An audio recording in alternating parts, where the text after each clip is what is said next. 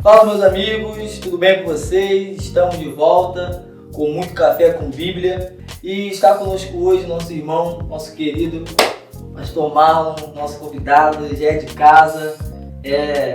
Posso dizer que eu também sou Spilari também.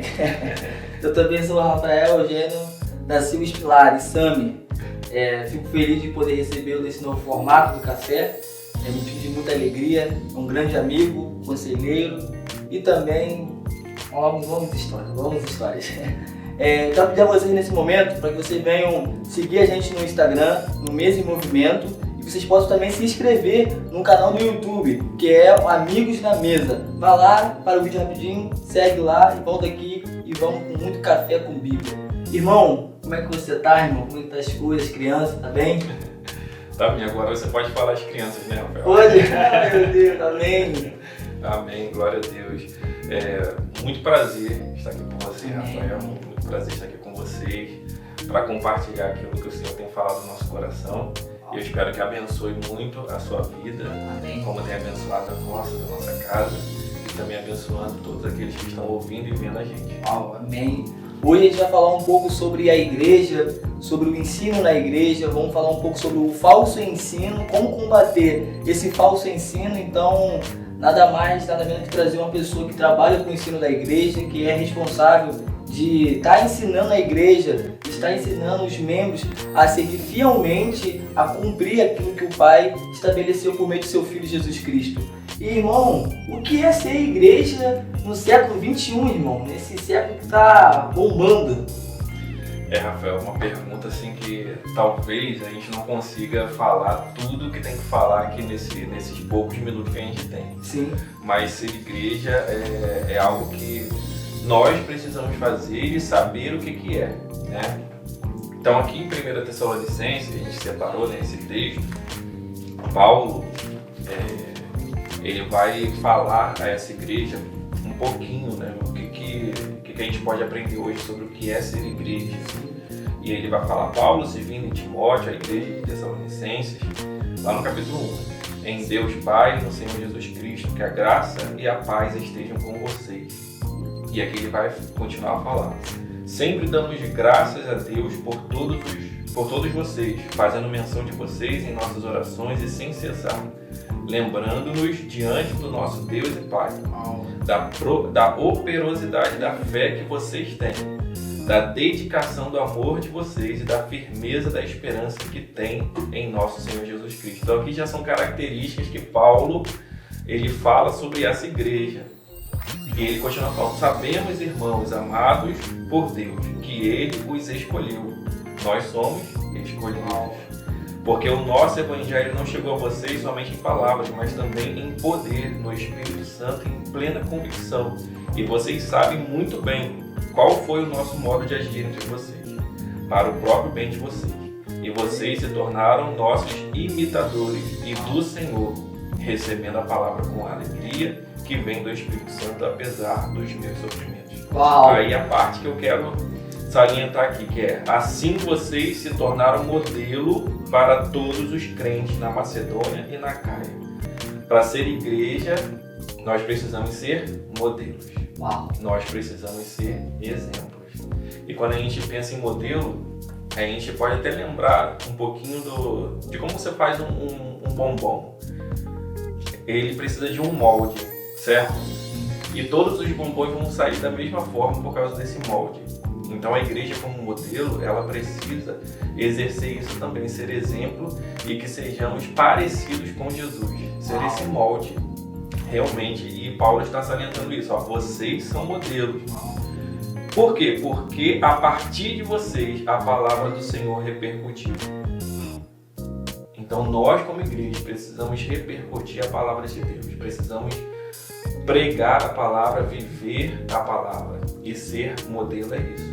É viver a palavra e pregar a palavra.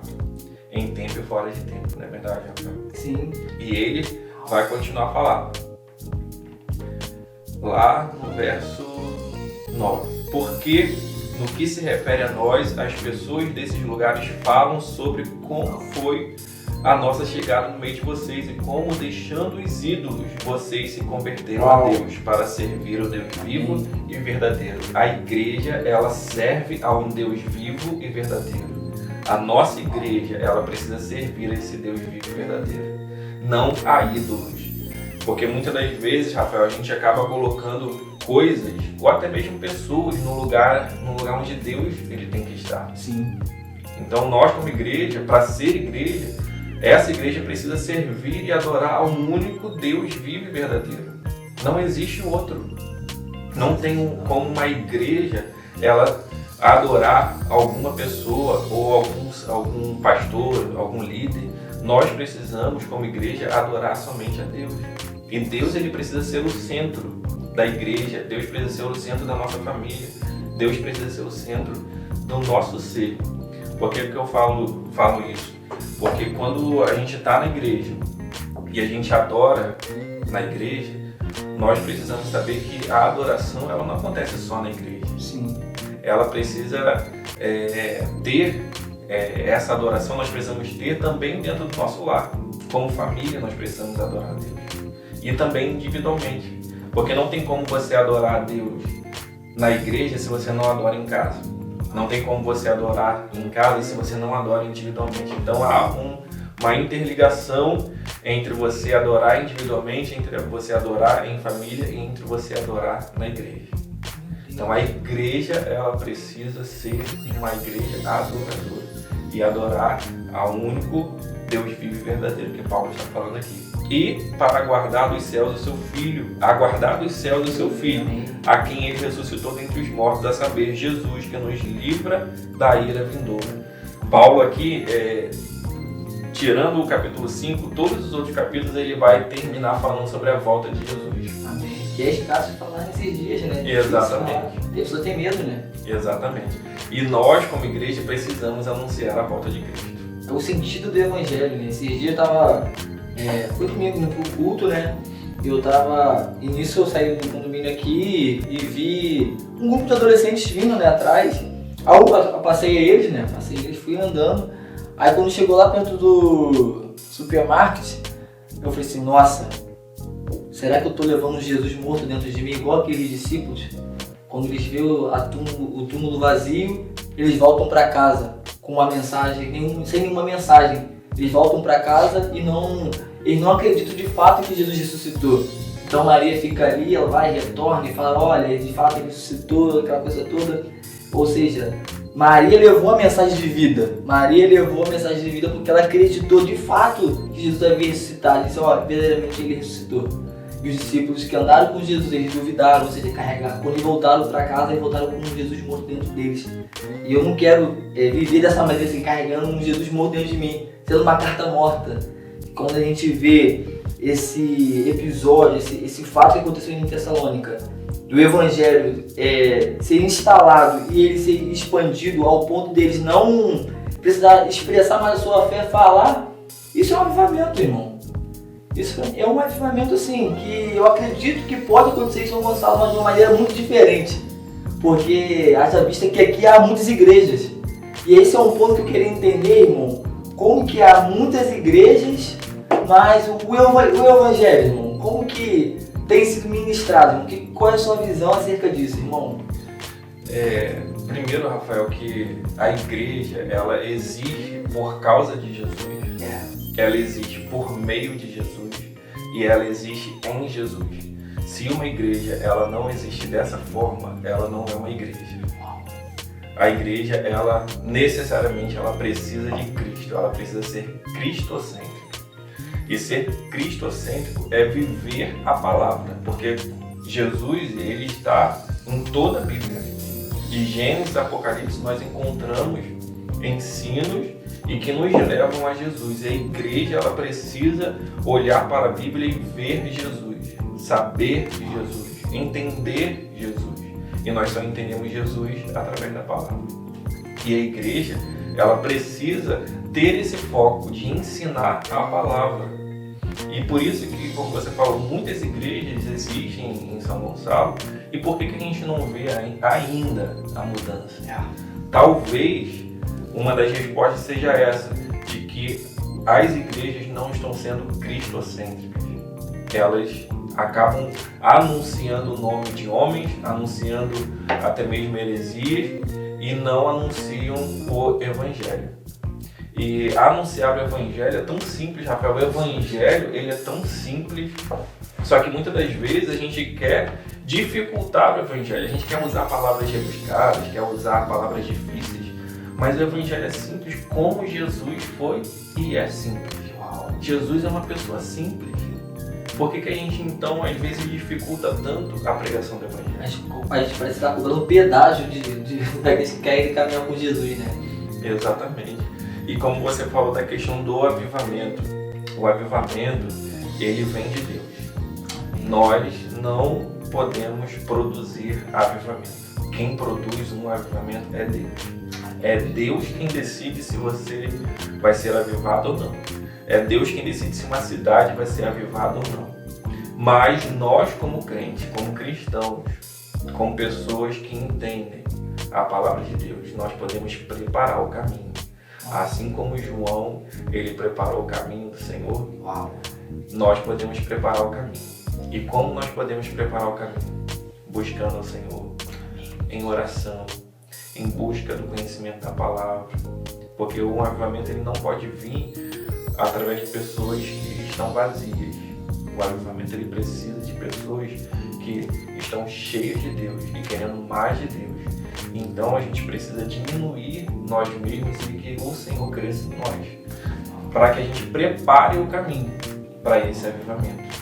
Engraçado que a espinha dorsal dos ensinamentos de Paulo é sempre Jesus, o Cristo, o Jesus. E hoje, quando se fala muito de Jesus hoje, a gente fala de Jesus muito na ceia do Senhor, onde a gente fala sobre o pão, sobre o vinho, a gente fala que ele morreu, mas isso aí só se examina na ceia, a gente só fala de Jesus na ceia, e quando se deve falar dele todos os dias, quando deve falar da mensagem do Evangelho que é tão rica, que é tão poderosa para ativar, para recuperar e para restaurar vidas. Então, como que seria essa dedicação ao ensino? Então, a gente sabe que existem 5 ministérios, né? Lá em Efésios vai falar desses 5 ministérios. Tem um apóstolo, tem um evangelista, tem um pastor, tem o mestre e tem também o profeta. São 5. E esses 5 eles precisam andar juntos, né? O mestre é aquele que vai lapidar, é aquele que vai ensinar de uma maneira que vai trazer mudança de atitude naquela região, naquela cidade, naquela igreja, enfim. Então, o ensino na igreja, ele é especialmente, ele tem um momento especial ali para que a igreja ela venha a ser lapidada através da palavra, através do ensino, para que ela possa frutificar, para que ela possa crescer. Porque não tem como você crescer de uma maneira saudável se você não é ensinável. Nós precisamos ser ensináveis. Nós temos que ter esse coração ensinável. E ter um coração ensinável significa que você precisa estar pronto a ouvir e, além de ouvir, você praticar aquilo que você foi ensinado. Nós precisamos ter esse coração ensinável. E o mestre, aquele que está encarregado de ensinar a igreja, ele precisa se dedicar a isso, precisa se preparar, porque as pessoas elas precisam ser ensinadas, preparadas para quando for sair, porque a igreja também significa isso, ir para fora, ela precisa ter essa bagagem de ensino para poder ensinar a outros. Porque como que você vai ensinar sobre Deus se você não conhece a Deus? Como que você vai ensinar sobre Jesus se você não conhece Jesus? Como você vai ensinar sobre a palavra de Deus se você não conhece a palavra de Deus? Então nós precisamos, como mestres, ensinar os membros da igreja, os cristãos que estão ali dispostos a estarem aprendendo, para que eles também possam perpetuar isso na cidade. Não tem como a gente andar pela cidade e falar algo de uma coisa que a gente não conhece. A gente precisa conhecer. O ensino é tão importante que Jesus ensinou, né? Exatamente. Você vê que pregar é uma coisa e ensinar totalmente diferente. O ensinar vai gerar o porquê. Sim. E a gente tem que explicar esse porquê, o porquê disso, pastor Marlon, o porquê dessa caneca. E às vezes a gente não consegue explicar o porquê.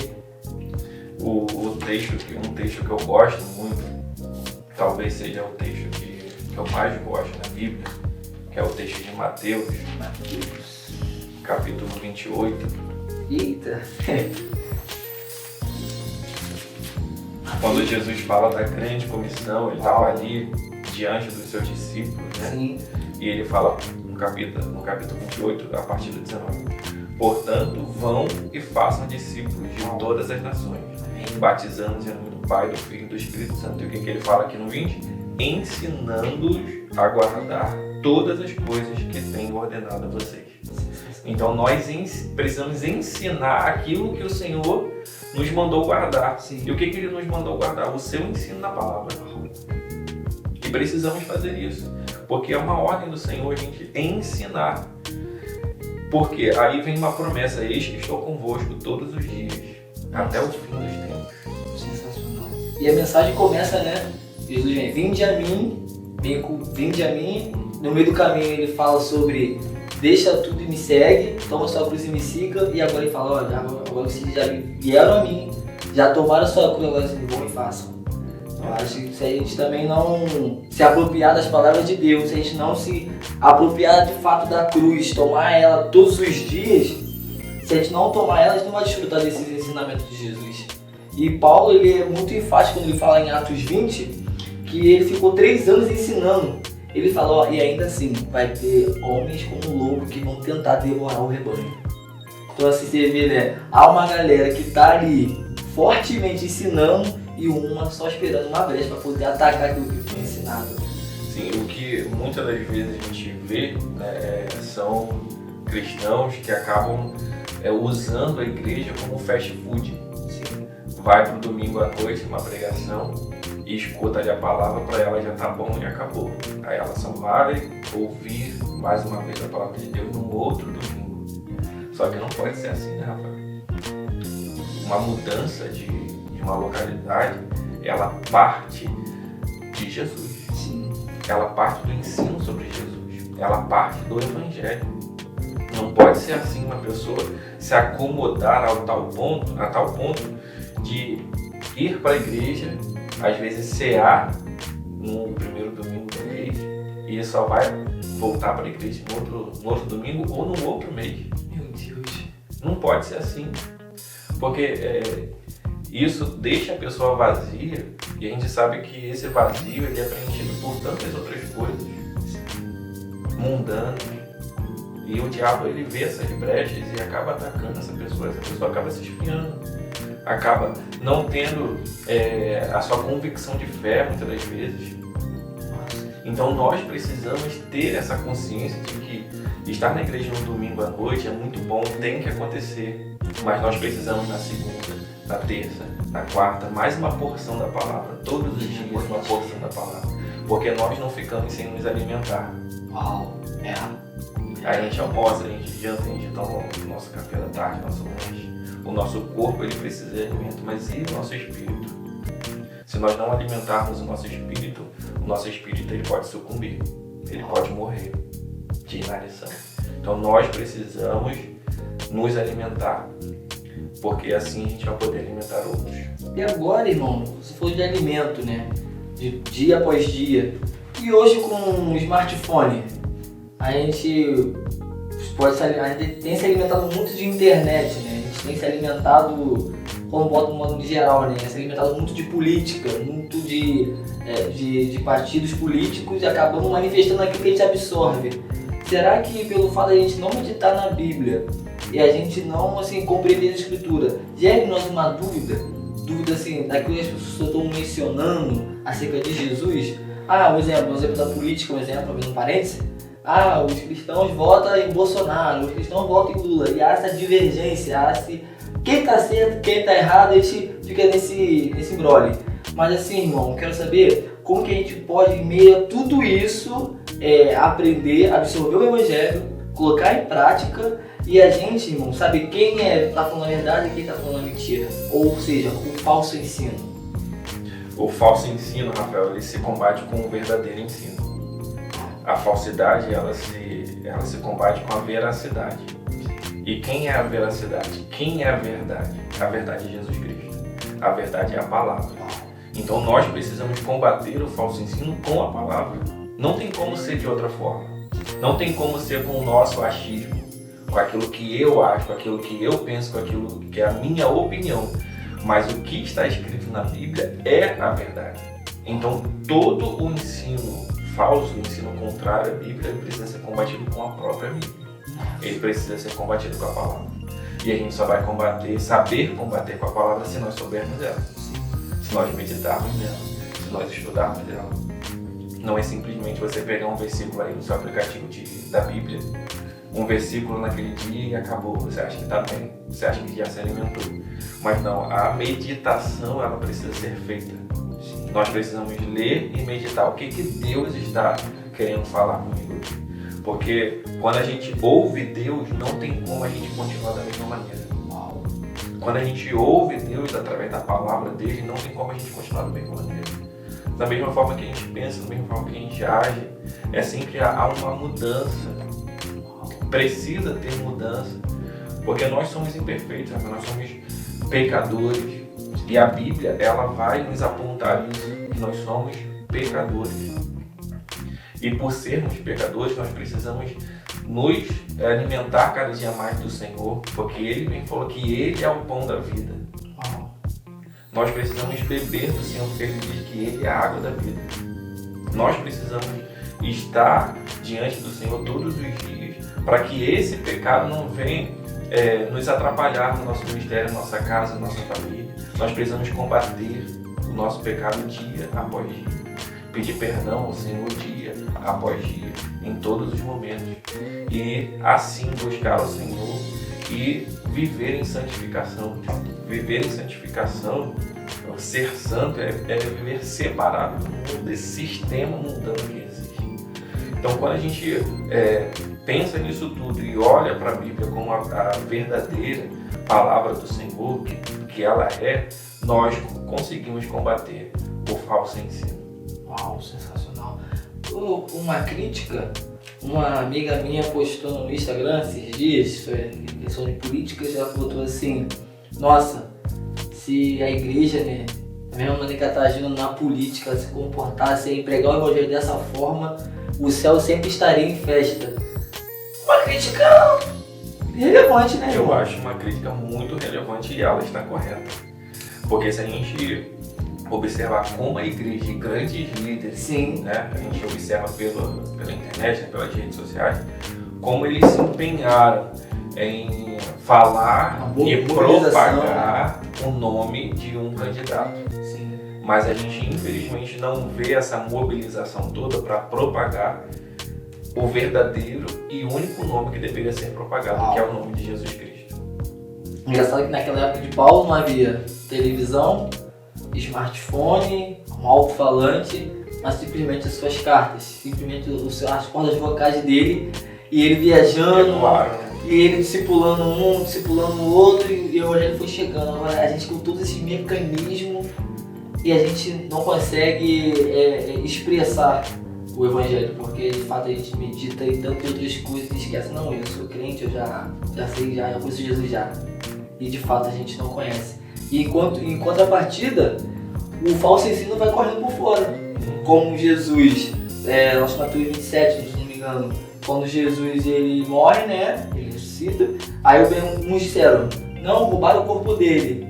Ou seja, e um falou: não, ele ressuscitou. Não, roubaram o corpo dele. Assim, eles estão seguindo de um lado: não, ele ressuscitou. Não, roubaram o corpo dele. E isso é até propagado até os dias de hoje. Então você vê que o falso ensino existe. Então, assim, a gente precisa voltar para as escrituras, a gente precisa voltar para a Bíblia. E engraçado que agora a reforma fez mais de 500 anos da reforma. E ninguém falou nada da reforma. Ninguém falou nada da importância da reforma, a importância dos reformadores. Aí simplesmente deixou de andar. Infelizmente, né, Rafael, a gente vai percebendo essas coisas. Sim. E a gente se entristece, né? E às vezes a gente até mesmo que é culpado, a gente tem que olhar para nós também, sim, olhar para cada um e ver o que eu estou fazendo para a propagação do evangelho, o que eu estou fazendo para que esse ensino não venha estar penetrando no coração, sim, das pessoas. Nós precisamos nos levantar realmente para que a gente possa alcançar essas pessoas de uma maneira que agrade ao Senhor, uma maneira que o Senhor seja glorificado. Que quando o Senhor ele chamou a Abraão e os patriarcas, ele chamou para que o nome do Senhor fosse colocado e as pessoas vissem o nome do Senhor, conhecessem o nome do Senhor. E a gente percebe nisso que o Senhor ele é glorificado através do conhecimento dele. Então, quando uma pessoa conhece a Deus através de nós, Deus é glorificado. Não é o nosso nome, não é o nome de uma igreja, não é uma bandeira de uma igreja, mas é o nome do Senhor que é glorificado. Então, quando a gente alcança uma pessoa, quando a gente alcança uma família, quando a gente alcança uma cidade, isso é para a glória de Deus, porque Deus ele precisa ser conhecido. Nós precisamos fazer Deus conhecido. Fazer o nome dele famoso ainda mais, né?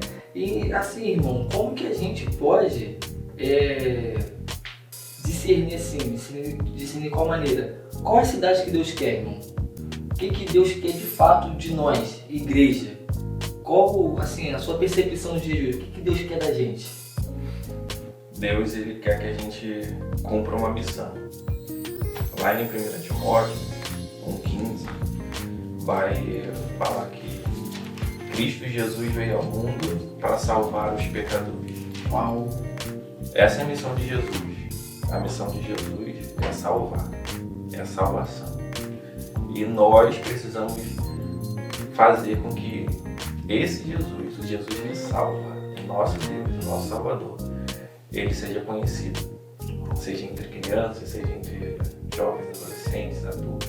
Nós precisamos propagar. Deus, ele quer uma cidade que se arrependa. Uau! No livro de Lucas, ele vai falar o nome de algumas cidades, mas antes ele vai falar assim, ó. Lucas 10, 13, ele vai falar assim: ai de você, Corazim, ai de você, Betsaida.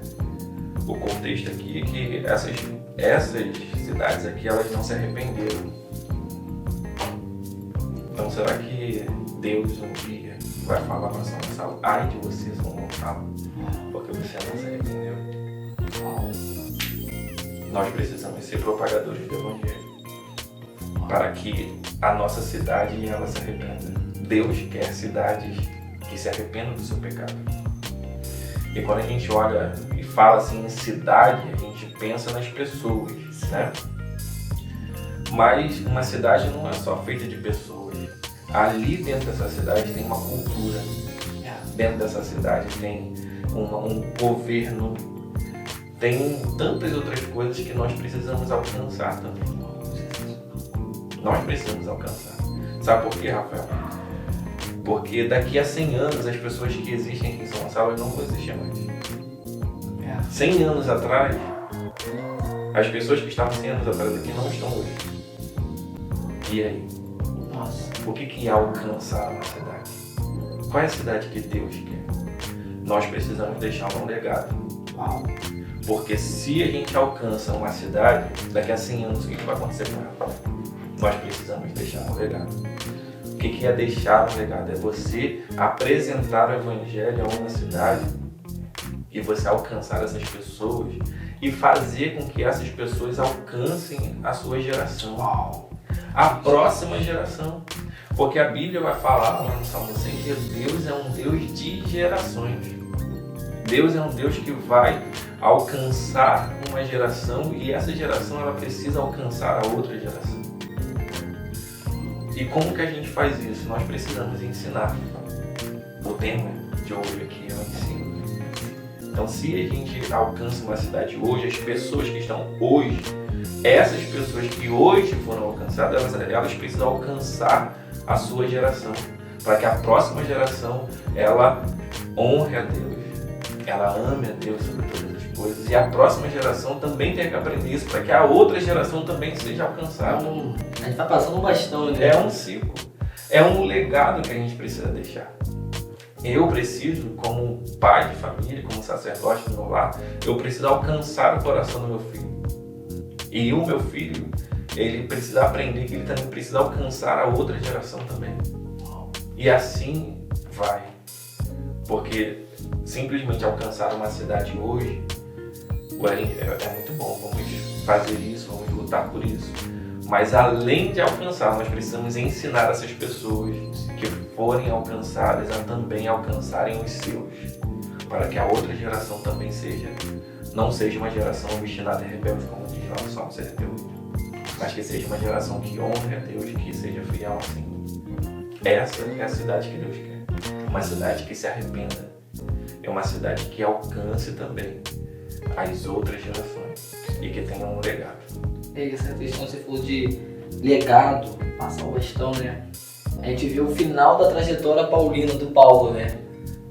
Um tempo atrás a gente até conversou, poxa, como é que é o final de vida dele? Ele pede pra, olha, traz a minha capa, traga os meus livros e traga os meus pergaminhos. Como que você, no seu último dia de vida, você vai morrer, cara, e você pede pra ter pergaminhos? Caminho, falando de caminho, capa, falando de ministério e livros, cara. Ele tá queimando ainda, tá no final dos seus dias, mas ele ainda tá meditando nos livros. Ele tá no final dos seus dias, mas ele tá se preocupando com a geração futura. Ou seja, eu quero passar a capa para alguém, eu quero passar os pergaminhos, aonde o evangelho ainda não foi alcançado ainda, eu preciso passar isso para alguém, preciso passar isso para Timóteo, para Tito, para Epafrodito, para Epáfras. Então, assim, a preocupação de passar o bastão, isso é muito prazeroso, pastor Marlon. Fico assim impactado da importância que a igreja tem na cidade e aquilo que Deus quer. Ele quer que a gente se arrependa, ele quer que a gente se prostre. E Mike Duke diz que o avivamento é quando Deus vem morar na cidade. E se encaixa no que você falou, uma cidade arrependida, ele vem, não tem como. É só a gente lembrar da cidade de Nínive, né? Qual foi o que Jonas anunciou? Arrependa-se. E a gente estava meditando nisso de Jonas. É possível alguém ficar triste por causa do avivamento? Eu acho que aqueles usurpadores, né? Aqueles que não querem que as pessoas não conheçam a palavra. Porque ele ficou triste com Deus, cara. O Senhor falou, mas ele ficou triste, cara. Então, assim, vai ter pessoas que não vão ficar tristes por causa do avivamento da cidade que estão tocando por causa do evangelho, então, né? Sim. Mas, assim, a gente tem que não olhar e observar essas pessoas, né? A gente tem que olhar para Cristo, olhar para a obra que o Senhor ele quer fazer. É engraçado, né? A gente falando de Tessalonicenses, pega o povo bereano, né? O povo tá ensinando, Paulo tá ensinando, daqui a pouco vem eles. Uma coisa da escritura. Tá faltando hoje a gente ser mais bereano? Com certeza. Eu acho que quando a gente ouve uma palavra, né, a gente tem que ter esse discernimento, né? Será que realmente é o Senhor falando? E a gente tem que basear nossa vida na Bíblia. Então nós precisamos, vamos ver lá se realmente é isso que Deus está falando. Vamos perguntar até o pregador. Eu acho que para um pregador, você chegar e perguntar para ele algo que ele falou, que você teve alguma dúvida, vai ser muito bom para ele, né? Porque ele vai melhorar, ele vai ficar feliz por você estar prestando atenção. Porque quando a gente prega, a gente tem que ter essa preocupação. Será que as pessoas estão entendendo o que eu estou falando? Sim. Será que as pessoas estão ouvindo aquilo que eu ouvi antes de Deus? Nós precisamos ter essa consciência, que as pessoas elas nos ouçam e entendam. Sim. E toda vez quando Deus falou, as pessoas entenderam, porque Deus é claro.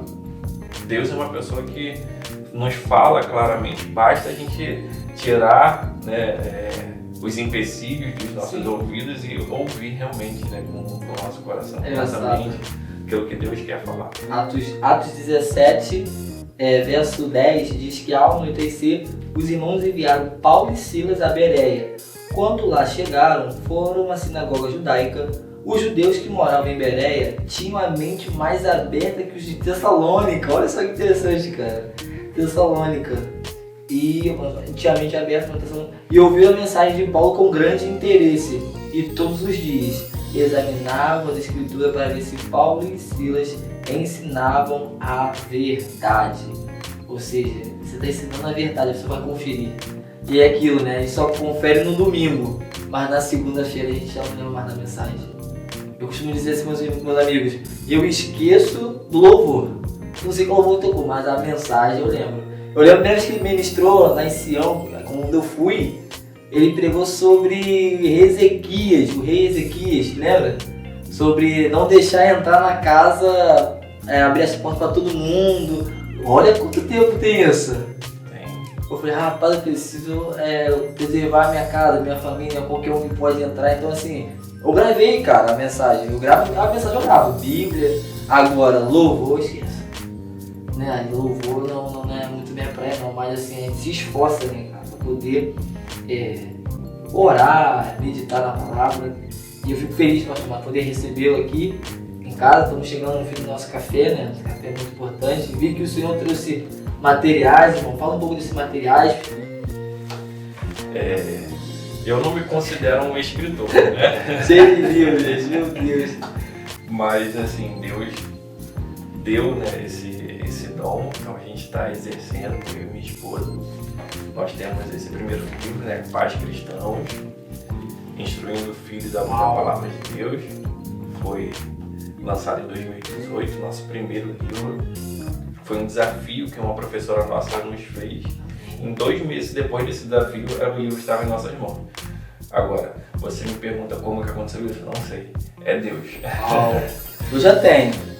Depois, né, meditando na palavra, veio uma frase lá no texto de Números. Foi assim, aliança de paz. Falando sobre Finéias. Aí eu falei, caramba, que palavra poderosa, aliança de paz. E aí eu fui e logo pensei no título, né? A família em aliança de paz, que eu queria escrever muito um livro sobre essa questão da família. E saiu esse livro em 2019, uma grande bênção. Em 2020 foi esse daqui, A Bíblia Você é Criança. Top, seja já.